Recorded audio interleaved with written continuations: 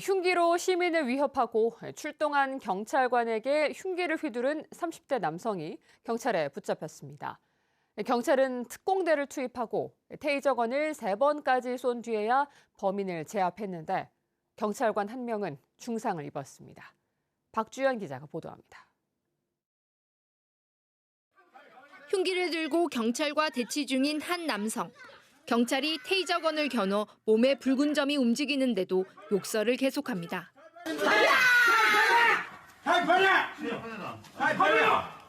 거리에서 남성이 흉기를 들고 돌아다니며 시민을 위협한다는 신고가 들어온 건 그제밤 11시 40분쯤.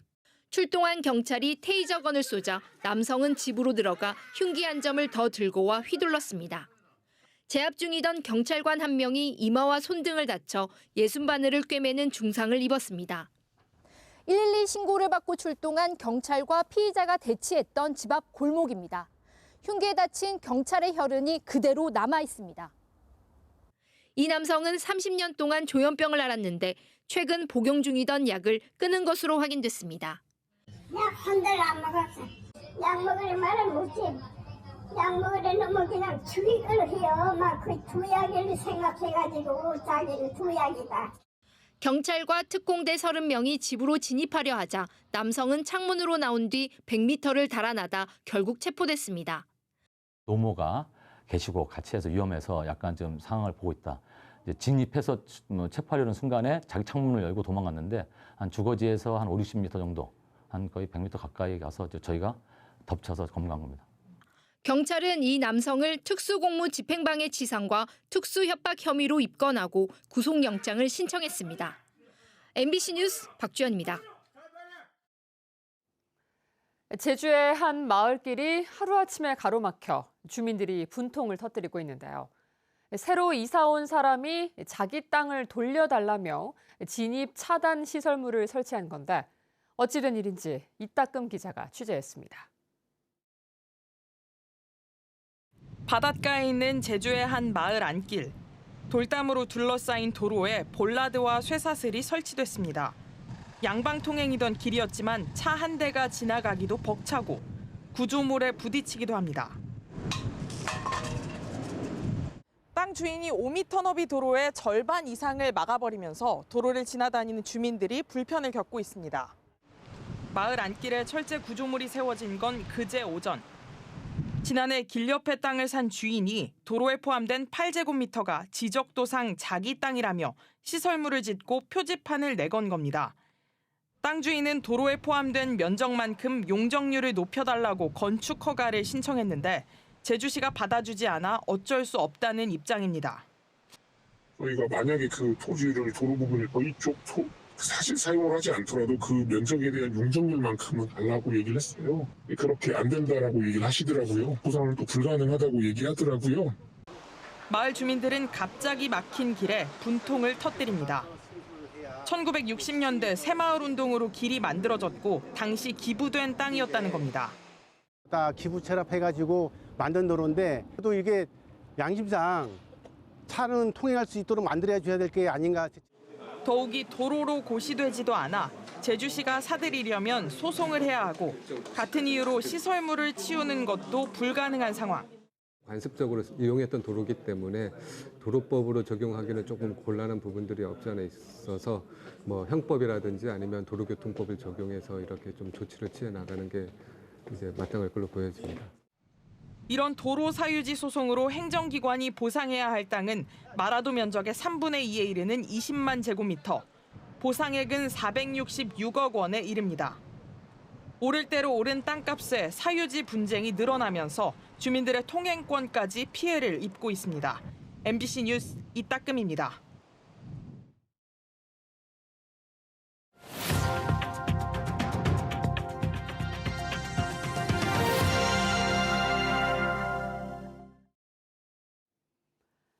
제주 MBC는 점점 심각해지고 있는 재생에너지 출력 제한 문제와 전력 시장의 독점 구조 등을 국내외 사례를 통해 자세히 보도해드렸는데요.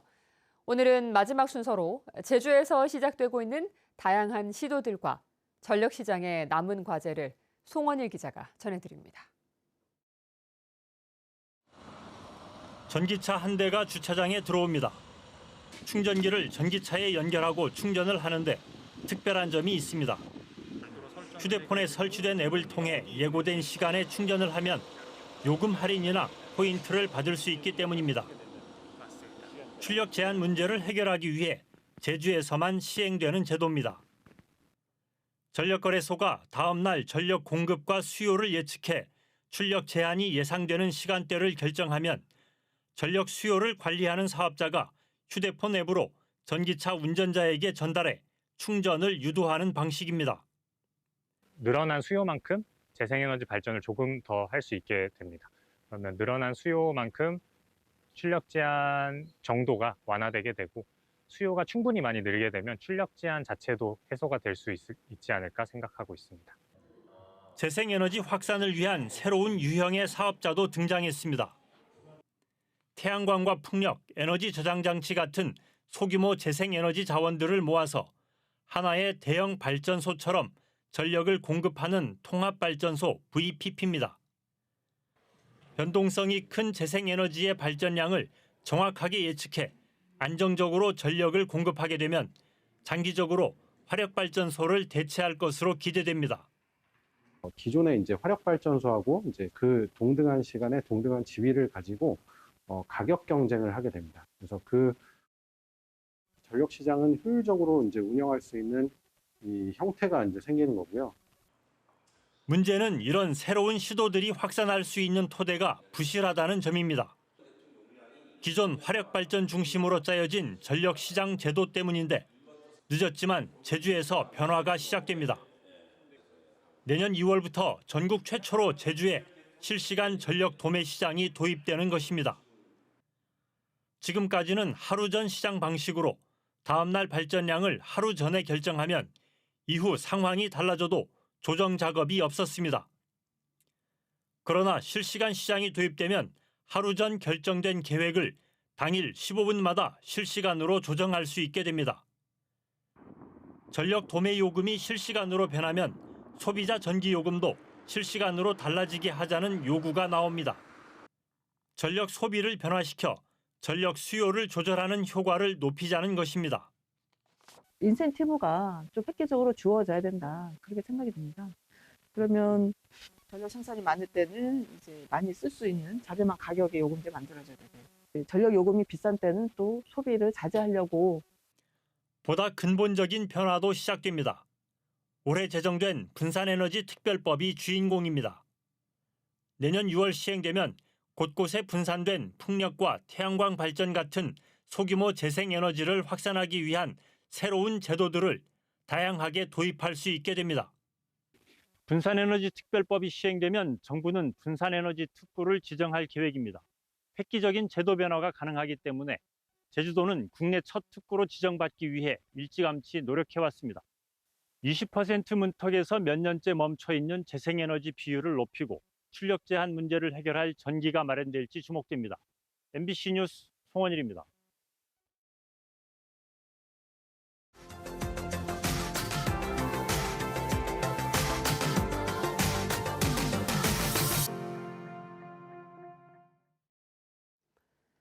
고흥의 한 고분에서 백제와 가야, 일본 문화가 융합된 유물들이 대거 발견됐습니다.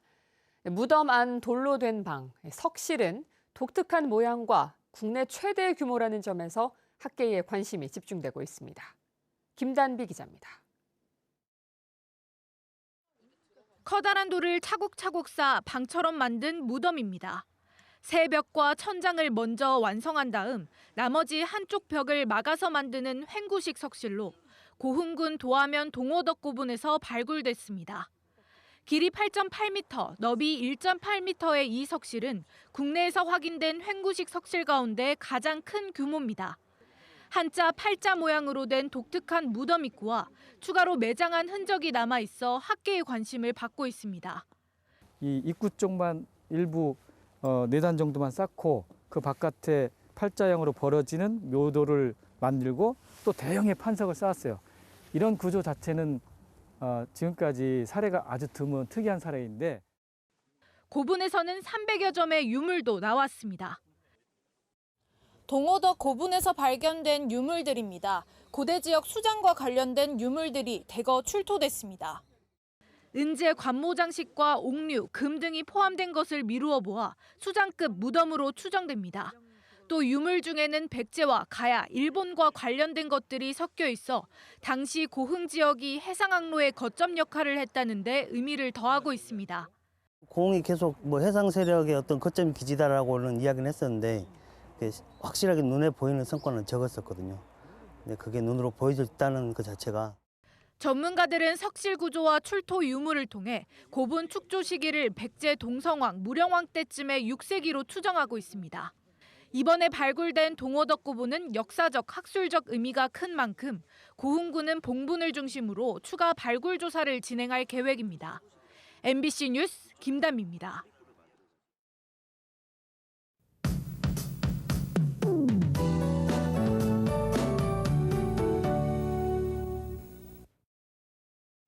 하루 만에 초겨울 추위가 찾아왔습니다. 밤사이 찬 공기가 유입되면서 어제보다 기온이 10도 이상 뚝 떨어졌는데요. 아침 출근길 따뜻하게 입고 나오시기 바랍니다.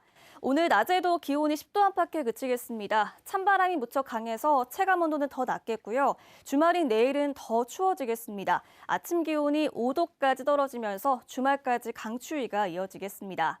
남부를 제외한 제주 전 지역에 강풍주의보가 발효 중인데요. 오늘 바람도 무척 강하게 불겠고요. 아침까지 북서부 지역에는 비가 가끔 내리겠습니다. 산지에는 늦은 오후까지 눈이 오는 곳이 있겠는데요. 최고 3cm 정도의 눈이 예상됩니다. 산간도로에서는 빙판길 유의하셔야겠습니다. 아침 현재 기온 보시면 어제 아침보다 7도가량 낮게 시작하고 있습니다. 대부분 지역에서 10도 안팎을 보이고 있는데요. 한라산 성판악은 2도, 윗세오름은 영하 4도까지 뚝 떨어져 있습니다. 낮에도 기온이 비슷하겠습니다. 북부 지역 10도, 서부 지역 9도, 남부 지역 12도에 그치겠습니다.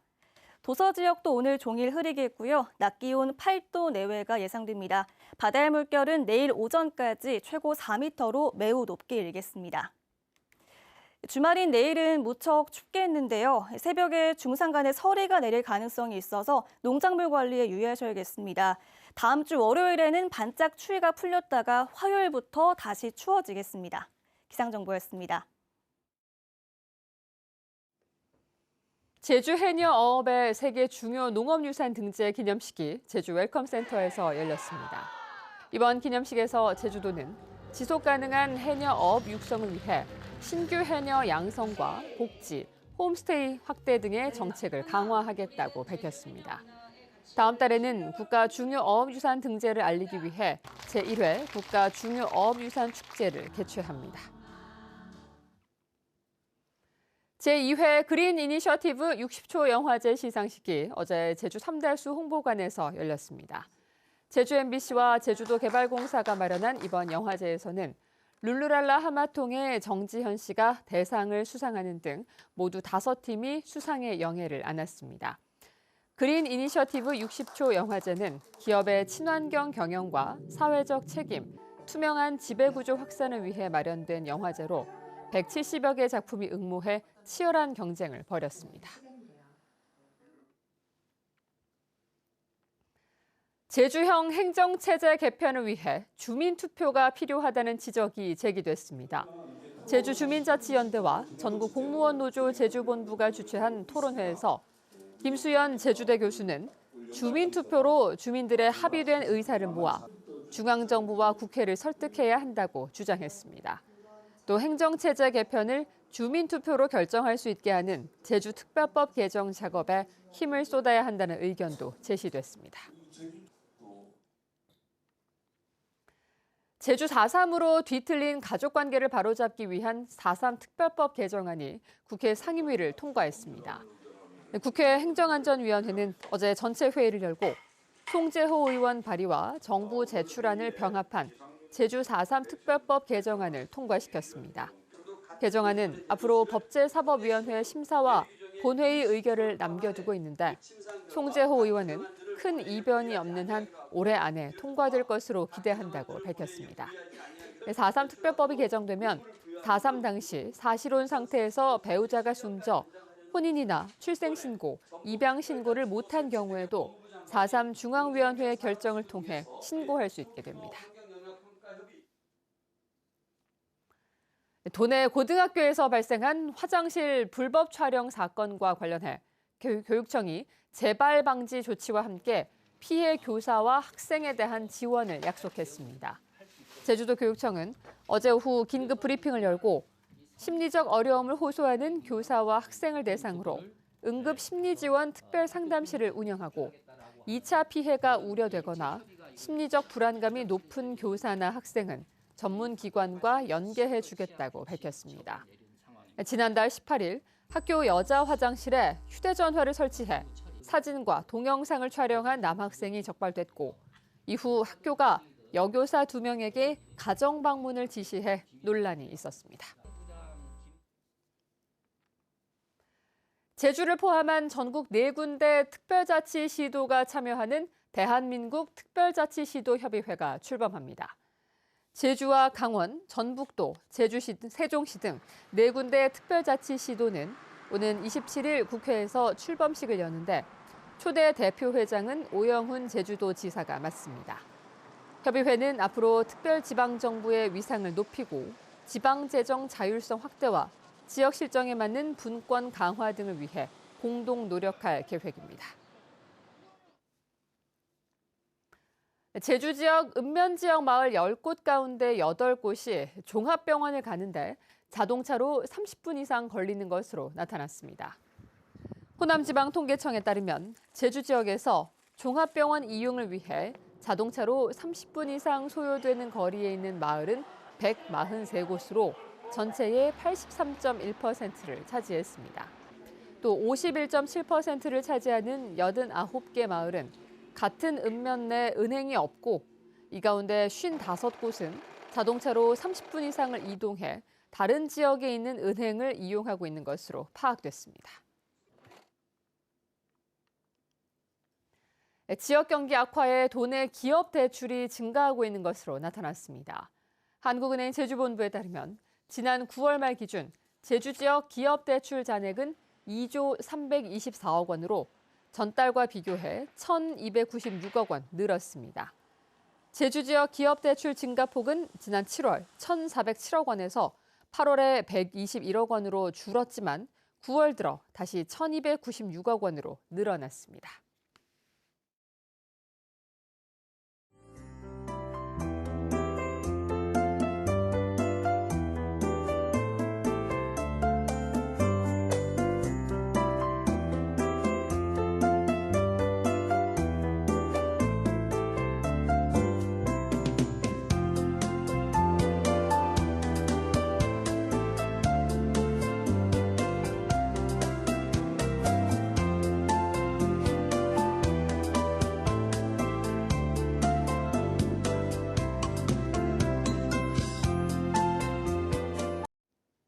뉴스투데이 제주였습니다. 여러분 고맙습니다.